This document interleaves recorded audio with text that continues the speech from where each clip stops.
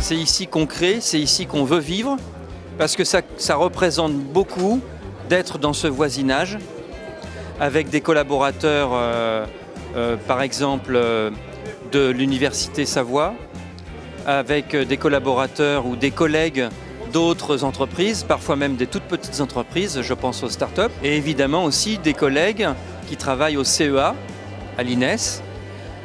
Et donc il y a une réalité de terrain, une réalité du territoire et de complémentarité de nos métiers au service de l'environnement. L'hydraulique et la Savoie, c'est une histoire commune, de longue date, et c'est bien que grâce à ce centre qui rayonne bien sûr sur notre département mais bien au-delà, c'est bien de le remettre à niveau. C'est une continuité et qui s'inscrit vraiment vers une perspective d'avenir pour le CIH, pour Savoie Technolac et pour notre département. Trouver ici sa stratégie d'avenir en fertilisation croisée avec les autres pôles d'innovation et de recherche de Savoie Technolac, c'est d'abord une formidable confiance dans l'avenir, mais c'est aussi une anticipation de ce que sera demain en matière de mutation et d'énergie intelligente et renouvelable. C'est un nouveau bâtiment dans lequel nous allons accueillir le CIH, le Centre d'ingénierie hydraulique. Près de 600 personnes ici à la Mode Servolex. C'est un moment important parce que d'abord, on célèbre les énergies renouvelables et la première d'entre elles, l'hydraulique, qui est une énergie formidable, qui a une histoire. Même quand l'éolien et le solaire ont été ainsi multipliés, l'hydraulique, par la production d'électricité annuelle, restera la première source d'énergie renouvelable en France. Le centre d'ingénierie hydraulique, c'est une ingénierie d'études, de conception et puis de réalisation.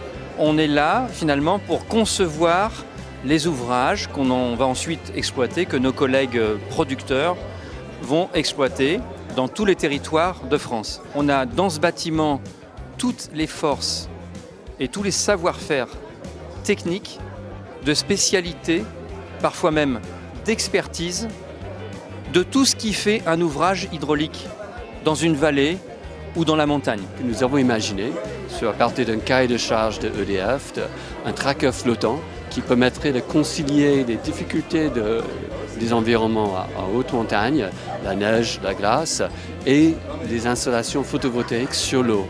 Donc nous collaborons aujourd'hui avec un démonstrateur installé dans un bassin dans la région. Et je constate ici que ce bâtiment témoigne de cette capacité de collaborer entre différentes équipes. Au-delà de la proximité géographique, nous avons un formidable trait d'union qui est l'énergie décarbonée. Et en fait, à nous deux, sur Technolac, on forme un des campus d'innovation parmi les plus importants au monde, avec presque 1000 ingénieurs et chercheurs qui vont travailler sur les énergies renouvelables, que ce soit issu de l'hydroélectricité, du solaire couplé au stockage en général.